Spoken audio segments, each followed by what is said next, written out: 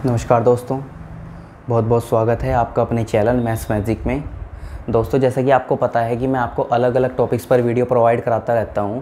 तो आज की हमारी वीडियो का जो टॉपिक है वो एक्सरसाइज 3C है, जिसमें आपको डेसिमल नंबर के लैंग्वेज वाले वर्ड प्रॉब्लम सॉल्व करवाए जाएंगे जो आपके क्लास 7th एक्सरसाइज 3C से रिलेटेड है।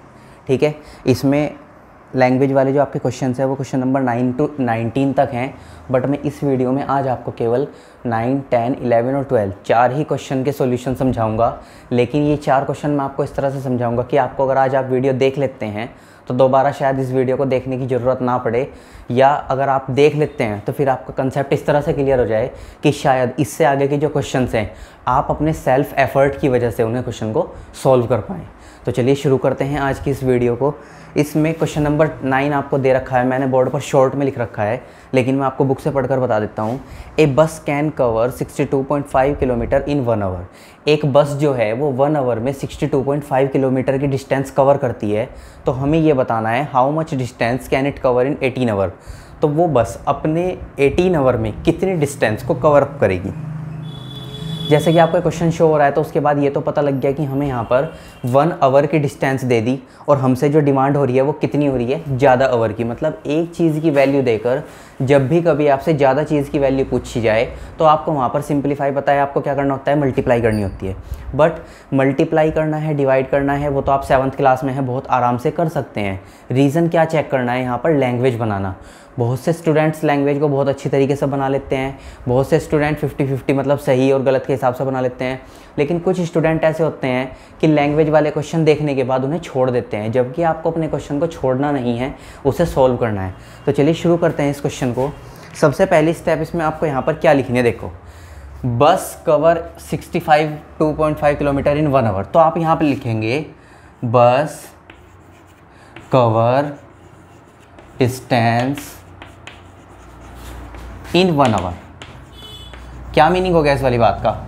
पहले तो उस ऑब्जेक्ट का नाम आएगा जहाँ पर वो ऑब्जेक्ट है। कवर डिस्टेंस मतलब कि यूनिट डिस्टेंस कवर कर ली है, और कितने टाइम में, 1 आवर में।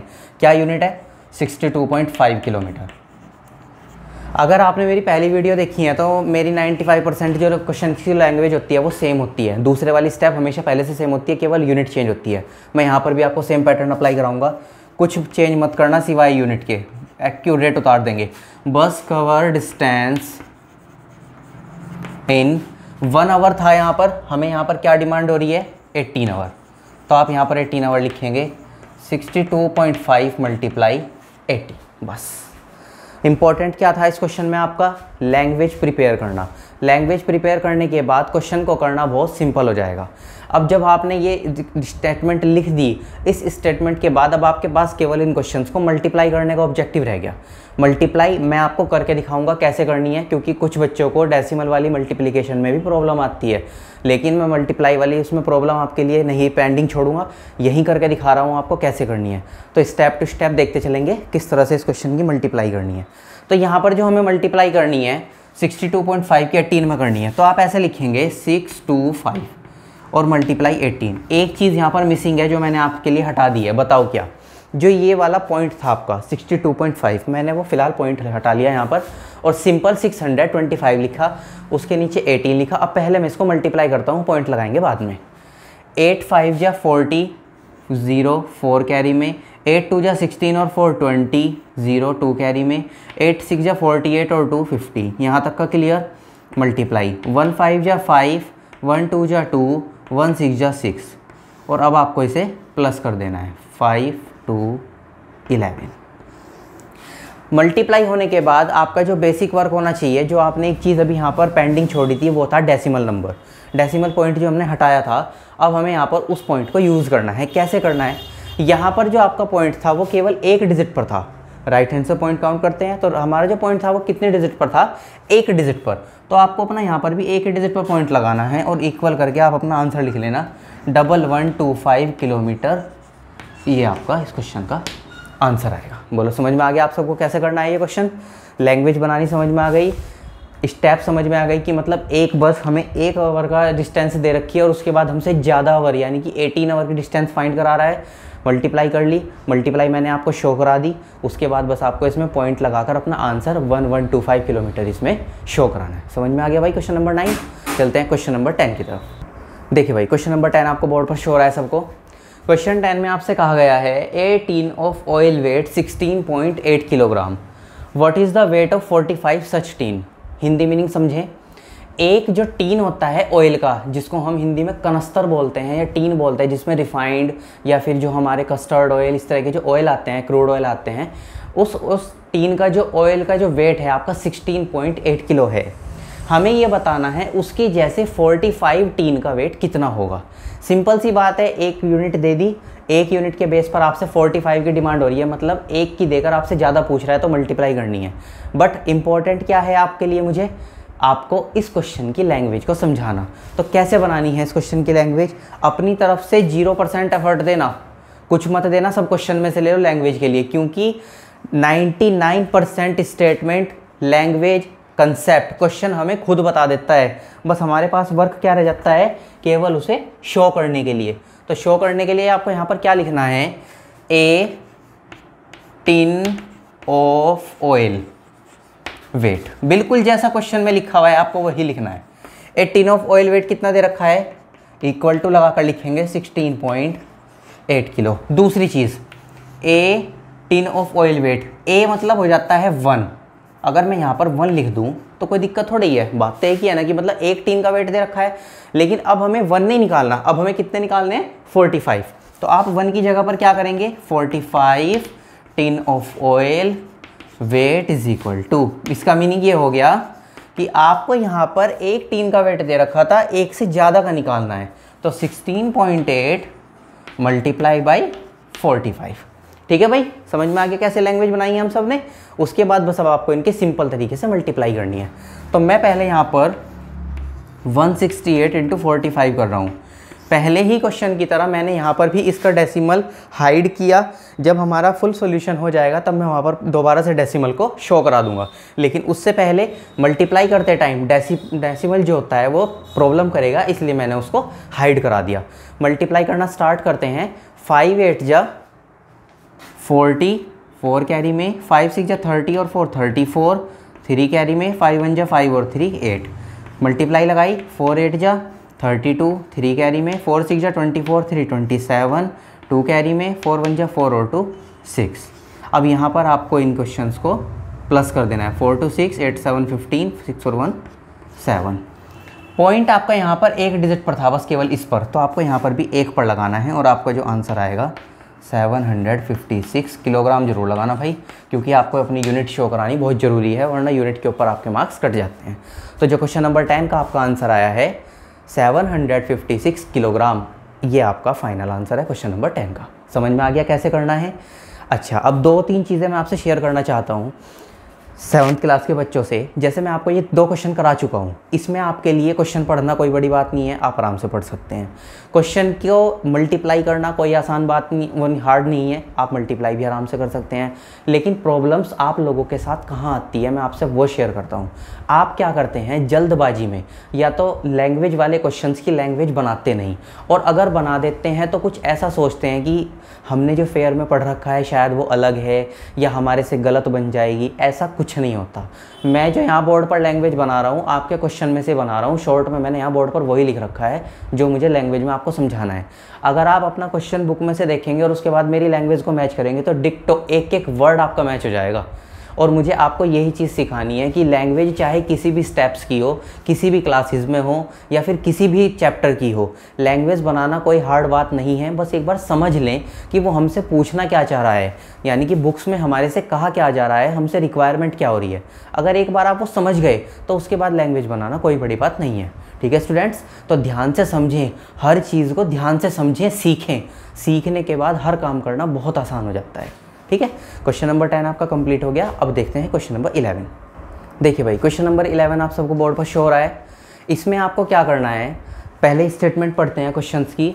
ए bag of wheat weight 97.8 kilogram. Meaning क्या हो गया इस बात का, व्हीट जो होता है गेहूँ, उसका एक बैग, मतलब जो एक बड़े वाले बैग आते हैं जिन्हें हम बोरी या फिर कट्टे बोलते हैं, उस बैग का जो वेट होता है वो 97.8 किलोग्राम हमें दे दिया।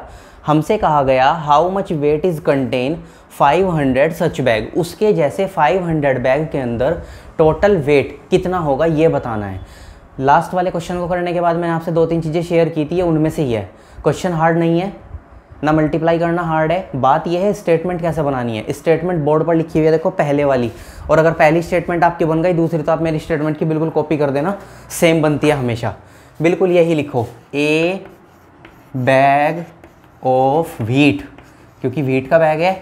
वेट कितना दे रखा है आपको, वेट 97.8 किलो। ये तो होगी एक की बात। हमें ए का मतलब कितना होता है 1, लेकिन हमें इस बार 1 नहीं चाहिए, कितने चाहिए हमें 500। तो 500 बैग ऑफ व्हीट वेट कितना होगा भाई 97.8 मल्टीप्लाई 500। बट आपको इसमें मल्टीप्लाई करनी है, ध्यान से करनी है, देखो कैसे करनी है। 978 मल्टीप्लाई 500, जो यहाँ पर पॉइंट दिया हुआ था मैंने उसको 2 मिनट के लिए अभी हाइड कर लिया। पहले मैं मल्टीप्लाई सॉल्व कर लूँ, मल्टीप्लाई करने के बाद मैं आराम से अपना पॉइंट लगा सकता हूँ। तो यहाँ पर पहले 0 की मल्टीप्लाई करते हैं। 0 8 0, 0 7 0, 0 9 0। 0 का कोई इफेक्ट नहीं पड़ता किसी के ऊपर, चाहे कोई नंबर कितना भी बड़ा या फिर कितना छोटा हो। 5 8 40, 4 कैरी में, 5 7 35 और 4 39, 3 कैरी में, 5 9 45 और 3 48। अब आपको इनको अपने प्लस कर देना है। तो यहाँ पर 0, यहाँ पर 0, यहाँ पर 0, यहाँ पर 9 8 और यहाँ पर 4। मल्टीप्लाई करने के बाद मेन वर्क क्या था आपका, जो आपने ये वाला डेसिमल रिमूव किया था 2 मिनट के लिए, अब आपको इसको यहाँ पर दोबारा से वापस लगाना है। तो एक डिजिट पर पॉइंट था, आप यहाँ पर एक ही डिजिट पर पॉइंट लगा देंगे 48900, और आपका ये जो आंसर आएगा ये यहाँ किलोग्राम में आएगा। पॉइंट लगाने के बाद जो आपका फाइनल आंसर आया है वो है आपका 48,900 किलोग्राम। देखो भाई समझ में आ गया। क्वेश्चन नंबर 11 हमने कैसे किया। क्वेश्चन 11 के बाद हमारा इस वीडियो का लास्ट क्वेश्चन होता है क्वेश्चन नंबर 12। क्वेश्चन नंबर 12 देखते हैं अब हमें कैसे करना है। देखिए भाई क्वेश्चन नंबर 12 आप सबको बोर्ड पर शो हो रहा है। क्वेश्चन नंबर 12 आपका जो है वो 9, 10 और 11 से थोड़ा सा डिफरेंट है। नहीं, डिफरेंट नहीं है, मैंने डिफरेंट भी कहा और नहीं भी कहा, तो कन्फ्यूज़न ये है कि कौन सी बात सही है। डिफरेंट नहीं है, लेकिन स्टेटमेंट घुमा दी इसने। क्वेश्चन रीड करो, उससे पता लग जाएगा। Weight of 16 bag of sugar निकालना है। हमारे पे एक बैग का वेट तो नहीं दिया, उसका एक बैग का वेट इसमें बाद में दे रखा है। देखो ईच बैग वेट 48.450 ग्राम। आपने जो अब तक तीनों क्वेश्चन किए उसमें आपको एक चीज़ की वैल्यू पहले दी जाती थी और ज़्यादा की पूछने के लिए जो स्टेटमेंट होती थी वो बाद में मिलती थी। यहाँ पर क्या क्या क्वेश्चन 12 में ज़्यादा वाली स्टेटमेंट आपको पहले दे दी और आपको एक बैग की स्टेटमेंट आपको बाद में दे रखी है। तो हमें बुक वाले से ना तो रिश्तेदारी निभानी है, ना उसके साथ कुछ अपना कॉम्बिनेशन इस्टेब्लिश करना है। यहाँ पर हम क्या करेंगे, अपना स्टेटमेंट जैसे हम लोग सीखते हुए आए हैं, जिस तरह से हम स्टेटमेंट बनाते हुए आए हैं उसी तरह से हमें बनानी है। हमें किस चीज़ के बारे में बात हो रही है, शुगर के बारे में। तो स्टेटमेंट वही लिखेंगे, वेट ऑफ, जैसे मैंने आपको सिखा रखा है, वेट ऑफ, पहले 1 की बात करते हैं, 1 शुगर बैग। बिल्कुल इस तरह ही आपको सिखा रखा है कि पहले आप हमेशा एक चीज़ की वैल्यू निकालें। तो वेट ऑफ 1 शुगर बैग कितनी दे रखी है आपको, 48.450 ग्राम। उसके बाद आपको यहाँ पर दूसरी स्टेटमेंट एक्यूरेट सेम लिखनी है विदाउट एनी चेंज। बस 1 की जगह पर यूनिट चेंज कर लेना, जो मैंने आपको हर क्वेश्चन में बार बार कहकर कराई हैं। तो वेट ऑफ 16 शुगर बैग क्या होगा, 48.450 और मल्टीप्लाई बाई 16, बस ये करना है। जब आप इतनी स्टेटमेंट को कंप्लीट कर लेंगे उसके बाद आपके पास जो लास्ट वर्क रहता है वो रहता है अपने क्वेश्चंस की मल्टीप्लाई को सॉल्व करना। तो मल्टीप्लाई यहाँ पर कैसे सॉल्व करेंगे, 48450 और मल्टीप्लाई करनी है यहाँ पर 16 से। मैंने यहाँ पर इसका पॉइंट दोबारा से हटा लिया, क्यों, जिससे मैं अपनी मल्टीप्लाई को आराम से कर सकूँ। तो मल्टीप्लाई स्टार्ट करते हैं। 6 की 0 में करोगे 0, 6 5 जा 30, 30 की 0 3 कैरी में, 6 4 जा 24, 3 27, 2 कैरी में, 6 8 जा 48 और 2 50, 5 कैरी में, 6 4 जा 24 और 5 29। ये तो आ गई भाई इसकी मल्टीप्लाई। अब करनी है दूसरे वाले डिजिट यानी कि 1 की मल्टीप्लाई। क्रॉस लगाया, 1 0 0, 1 5 जा 5, 1 4 जा 4, 1 8 जा 8 और 1 4 जा 4। अब उसके बाद आपको इन्हें प्लस करना है। 0 0 5 7 12, 4 1 5, 9817 42617। यहाँ पर जो आपका पॉइंट था वो 3 डिजिट पर था, तो आपको अपना भी जो पॉइंट है वो 3 ही डिजिट पर लगाना है, जिससे आपकी जो कैलकुलेशन हो वो बिल्कुल एक्यूरेट शो हो सके। एक छोटी सी चीज़, यहाँ पर आपने मेरे 4 क्वेश्चन मैंने आपको कराए हैं, चारों क्वेश्चंस की मैंने आपको मल्टीप्लाई कराई है। एक मल्टीप्लाई करते टाइम जो मेरे मन में अब बात आई है वो मैं आपके साथ शेयर कर दूं। जब आप मल्टीप्लाई करते हैं तो हमेशा अपने डिजिट के नीचे डिजिट रखा करें। थोड़ा सा क्वेश्चन खुला खुला लिखें, डिजिट के नीचे डिजिट रखें, जिसका बेनिफिट क्या होगा कि जो बराबर वाले साइडों की डिजिट्स हैं वो आपस में मिक्स नहीं होंगी, और अगर डिजिट मिक्स नहीं होंगी तो हमें सब नंबर अलग की अलग शो हो जाएंगे। ठीक है भाई, समझ में आ गया कैसे करना है आप सबको? तो याद रखें, जब भी मैथ्स का क्वेश्चन करें डिजिट आपके साफ़ हों, बिल्कुल क्लियर शो हो जाएं, किसी भी डिजिट में कन्फ्यूज़न ना हो, या टीचर को ये ना देखना पड़े कि भाई ये 2 समझूँ या इसको 3 समझूँ। कुछ बच्चे 9 का 4 बना देते हैं, 4 का 9 बना देते हैं, 1 का 7 बना दिया, बीच में डैश नहीं किया तो वो 7 जो है छोटा सा 1 ही दिखाई देता है। बहुत कन्फ्यूज़न होता है। जब भी कभी मैथ्स में कटिंग हो जाए, सब एक चीज़ मैं आपको करके दिखा देता हूँ। जैसे आप यहाँ पर लिख रहे हैं 77.2 ग्राम, तो उसमें आपका मान लो यहाँ पर लिख दिया 77.5, जो भी मतलब आपको इस तरह से लिखना है, और आपको इसका 2 बना दिया, तो इसको काट दो, एक डैश कर दो और उसे आप यहाँ पर दोबारा लिख कर दे दो। ठीक है, क्योंकि अगर आपने ये लिख दिया तो आपके मार्क्स मिलेंगे पूरे, जैसे 2 मार्क्स का क्वेश्चन है 2 मिलेंगे। यहाँ पे कन्फ्यूज़न हो जाता है, टीचर क्या सोचेगा कि भाई इस पॉइंट के बाद यहाँ पर पता नहीं 2 लिख रहा है या फिर 3 लिख रहा है। ठीक है, कन्फ्यूज़न ये हो जाता है। तो अगर कभी भी आपकी मैथ्स में मिस्टेक हो जाए, हाल तो होना आपके लिए प्रे है बहुत अच्छी सारी कि कभी भी बच्चा कोई भी मिस्टेक ना करे, लेकिन अगर फिर भी मिस्टेक हो जाती है तो कोई बात नहीं, घबराएं नहीं, उसे काट दें पूरा, उस लैंग्वेज में उस नंबर में करेक्शन ना करें। करेक्शन करने से क्या है, वो क्वेश्चन शो नहीं होता। ठीक है दोस्तों, तो आज की वीडियो में तो बस इतना ही। मैंने आज आपको 4 क्वेश्चन कराए हैं, अब इससे आगे की वीडियो आपको नेक्स्ट मिलेगी। मिलते हैं नेक्स्ट वीडियो में, आज के लिए थैंक यू।